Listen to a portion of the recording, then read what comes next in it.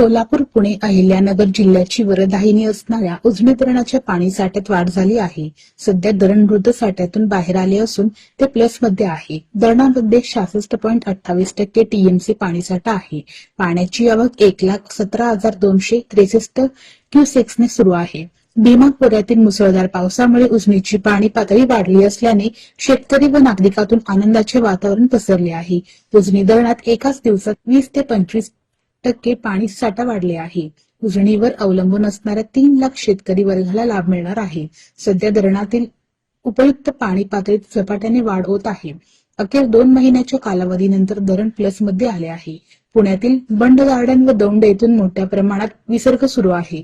उजनी धरणाची पाणी साठ्याची क्षमता 117 टीएमसी इतकी आहे. मोठ्या प्रमाणात उजनीत पाण्याची आवक सुरू आहे. त्यामुळे उजनी धरणाची पाणी पातळी झपाट्याने वाढण्यास मदत होणार आहे.